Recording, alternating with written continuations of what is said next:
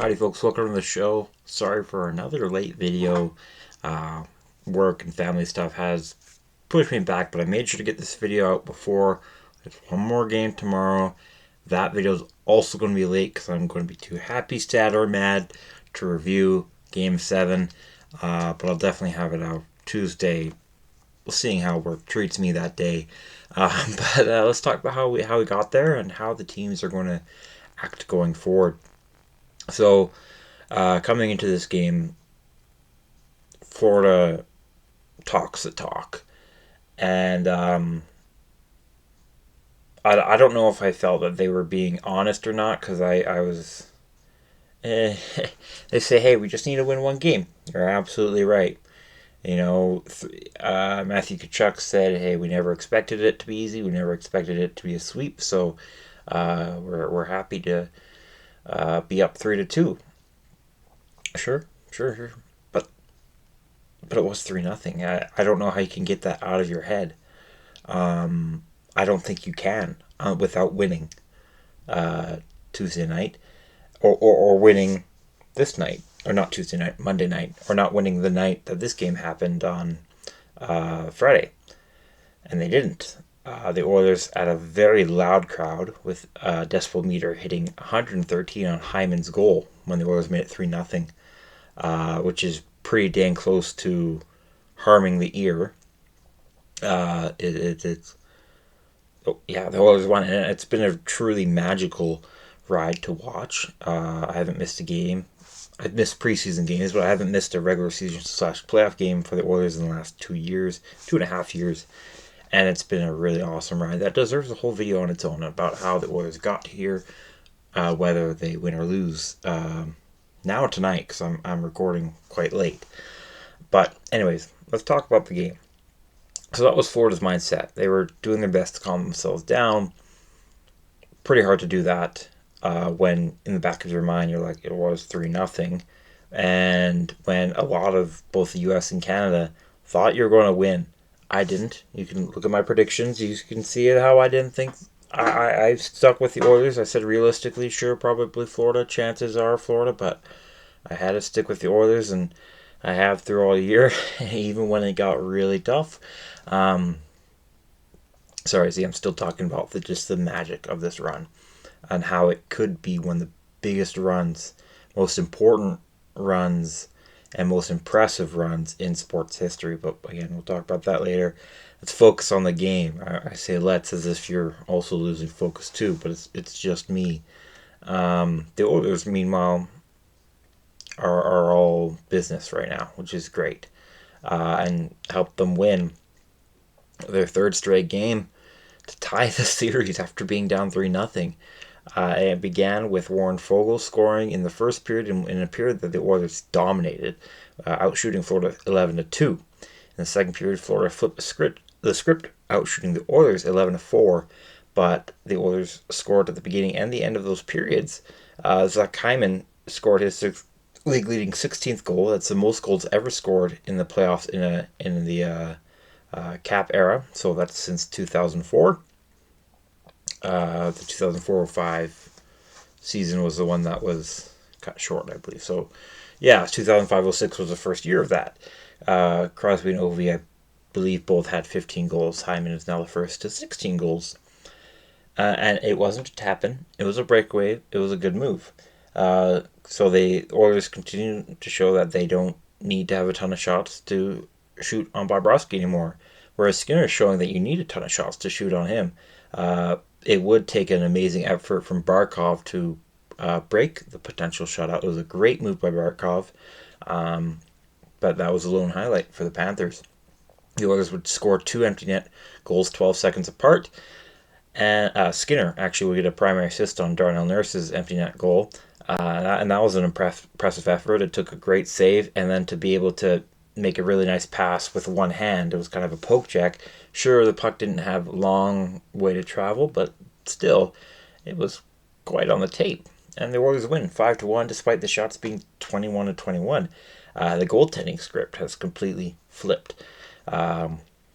First 3 games, it was kind of as expected. We all expected Bobrovsky would out goalie Skinner. But he had a tremendous game one, and you can slowly see some leaks starting to creep in.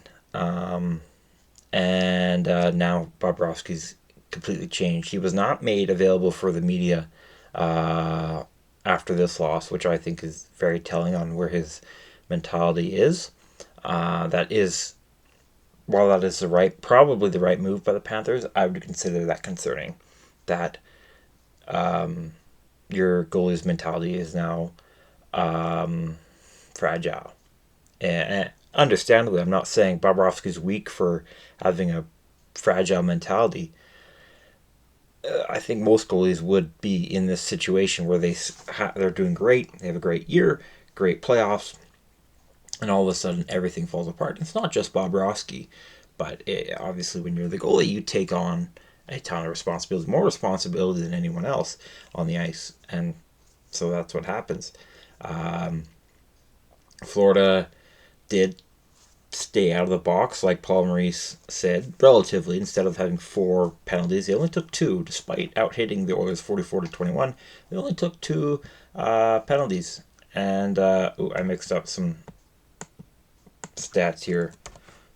It should be this way: 2 shots, 4. Haha. Hopefully you didn't. There wasn't anybody who ended the video early and saw, oh wow, Panthers had 2 shorthanded chances. The penalty kill for the Panthers also looked really good. The Oilers, of course, don't shoot a lot on the power play. They're very pass first, and lately they've been more instinctive on the power play, which has helped them score 2 power play goals, 1 in each of the last 2 games, but not this game. They were less instinctive, but of course, one of those power plays was in the third. It was more just about killing time than scoring. Speaking of killing time, the Oilers' penalty kill remains amazing and just a dream. They were perfect 3 for 3. They allowed 4 shots and had 2 shots for. One of the penalty kills of the Oilers did not look good, but when those situations happen, inevitably your goalie has to step up, and Skinner did. He was absolutely amazing, and he would be one of the 3 stars. You look at the goalie script. The Skinner saved 20 for 21, 9.52 save percentage. It's a massive difference from Bobrovsky's 8.42, 16 for 19. It's another bad game for Bobrovsky. It's just it's kind of sad to see, but I'm an Oilers fan, so I'll be okay. All 3 stars for me were Oilers. There's lots to choose from, so I'll shout out Broberg. I thought he had a really nice night. Ekholm and Ceci were both great on the penalty kill, and Ekholm could have been one of the 3 stars since he also had an assist. McLeod had a goal, and he had 3 takeaways, and you could also throw in Nurse in there, who had some good penalty killing. He was a +2. Broberg was a +3, by the way. The Nurse Broberg line seems to be quite effective in where it matters most. Analytically, it's kind of not great. Actually, it's not good. But where it matters most is, okay, well, is the puck hitting the back of the net on the other side more than yours? And the case for Broberg and Nurse is a resounding yes. So the 3 stars I landed on, which you can read. Third was Ryan Nugent-Hopkins. He had his 15th assist of the playoffs. He had 3 blocks and 3 takeaways, and almost 20 minutes of time on ice. I'm noticing another mistake here, but a minor one. Over 2 minutes of that was on the penalty kill. He was sick today. There was a news update on him, but he should play. He's expected to play. Second star was Stuart Skinner. I don't like giving goalies one of the 3-star nominees when they have only 20 saves. That's a lot by not a lot by today's standard, or really any era standard. He did have an assist, a primary assist, so that's nice. But the fact is, there was lots of guys to choose from, and for Skinner, it was just the Florida Panthers probably should have scored on 1 or 2 of their very few chances, but they had some really nice chances late in the third that didn't go through because of Stuart Skinner. And first star was the only multi-point scorer for the Oilers, Warren Foegele, goal and assist, block, and a takeaway in just under 15 minutes of time on ice. Important note, this was the first time the Oilers have ever won a game in the McDavid era where McDavid didn't have a goal or a shot and still played, or a point and or a shot. He didn't get a shot on goal. He didn't have a point, and the Oilers won. I mean, the Oilers have won without McDavid during the McDavid era before, but that's because he was out of the game. But when McDavid's in the game and doesn't register a shot and doesn't get a point, the Oilers have lost all those very few cases up until now. And now is the Stanley Cup Finals, too.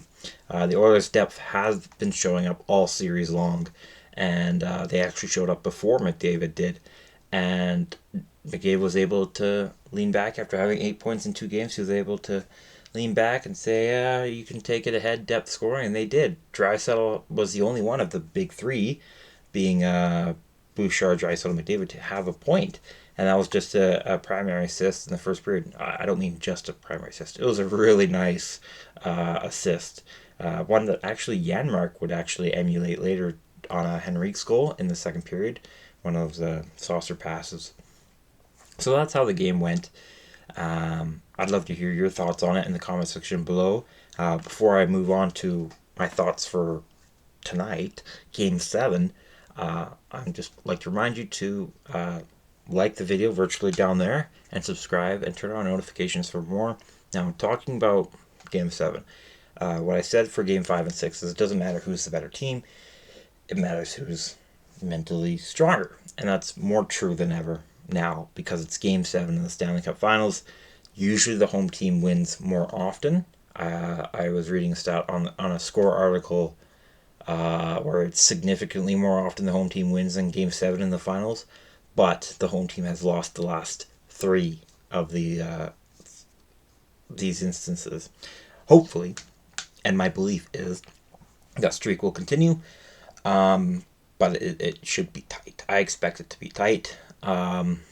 Florida has to come in with a mentality, really any mentality. They just can't think about that it was 3-0. That's it. Steve Dangle was talking about on his YouTube video saying Florida, when you go into this game, you got to think about how none of the blown lead won't matter. As long as you win Game 7, it doesn't matter. And he's right. And that might work for the Panthers, but it might also not. In my opinion, I know my mind wouldn't work that way. My mind would be, don't even think about it. Don't even think about it was 3-0. You think about this game alone. You think about how it's Game 7, something you dreamed of as a kid, and play like that. Yeah, think about anything really than the fact that it was 3-0. As for the Oilers, they also shouldn't think about how it was 3-0. Maybe they could if they're like down a bit, but it's just about go out there and play your game, and don't let the surrounding noise get to you. Don't let the past of the ghosts of your past creep up from the 3-0 lead. For the Panthers, don't think about the 3-0 lead being blown. And for the Oilers, don't think about how you're so close to making history. Don't even think about that. Focus on just winning this game. And that's something the Oilers have been very good at all year, which makes this run quite magical, quite impressive, especially if it's pulled off tonight. They were 31st in the league early in this year, and they got a really good coach fired and a really good assistant coach fired.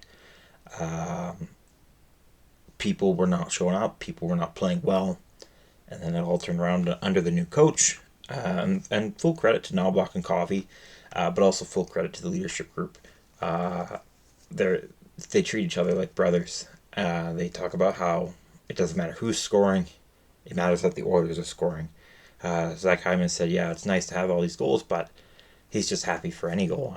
There's a great video of him going nuts when Connor Brown scores on the breakaway goal last game. It was great. Because this team loves each other. The Oilers do look like brothers when they play on the ice. They really care for each other and care for winning this for not only themselves and the fans in the city, but for each other. Because they've gone through so much. They know how much the fans have gone through. They know how much they've went through alone this year. Not only did they come back from the dead being 31st in the league, and keep in mind 32nd place was the San Jose Sharks, who were in the middle of their first of two 10 plus game losing streaks. But the Oilers were down 3-2 against Vancouver, won 2 straight. They were down 2-1 against the Dallas, won 3 straight. And for Florida, they were down 3-0 and they won 3 straight. And they'll try to make it 4 straight. I don't know. Yeah, the Oilers have not had a 4-game winning streak during these playoffs. But I don't think that means anything.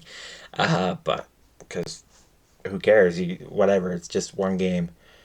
But it's not just one game. We all know it's not just one game. It's the game. It is going to be the biggest game that will forever. That if the Oilers win, it doesn't matter if the Oilers win. If the Panthers win or lose, it'll be part of their legacy forever. Whether they won their first Stanley Cup in franchise history or lost 2 Stanley Cup finals in a row and blew a 3-0 lead, something that hasn't happened in any of the major U.S. sports, being that has a 7-game series since I think it was an MLB team in like 2002, late 90s maybe. And of course, it hasn't happened in the NHL since 1942. Never happened in the NBA. So, yeah, there's a dark legacy there for the Florida Panthers. Even if they come back and win the Stanley Cup next year, everyone will think about you had one of the biggest blown leads in history of any sport. And for the Oilers, they can play a little more loose. And this is another reason why I think the Oilers will win, is like, if they lose, who cares? They proved a lot of people wrong by getting to the finals, and they proved a lot of people wrong by staying alive in the finals and pushing it to 7. And if they win, then their history is cemented, and all of the insults that's been thrown their way don't matter because they won. And so there's lots obviously going for each team. That's just kind of my thinking for both teams right now, and we'll see how it plays out tomorrow night. Hopefully for me, and the sake of Edmonton, the Oilers win down in Florida. I think a riot might happen if we lose. I'm just hoping it's not as bad as the Vancouver one in 2011, because people forget the Edmonton had a riot in 2006 when the Oilers lost in Game 7 against the Carolina Hurricanes in the finals. But it wasn't a big riot. It was a riot, but it wasn't big. And everybody forgets about it because of how massive the 2011 Vancouver one was. So I'm hoping we don't match it. I think we could, but I hope we don't. I hope when people are out there that they, when you're drunk, you forget a lot of things. But hopefully you remember we cannot be Vancouver. So if we lose, hopefully we don't lose. For my sake, anyways. Again, love to hear your thoughts in the comment section below. I will see you later, hopefully with a massive smile on my face. If not, I'll be okay. Thanks for the concern. Bye-bye for now.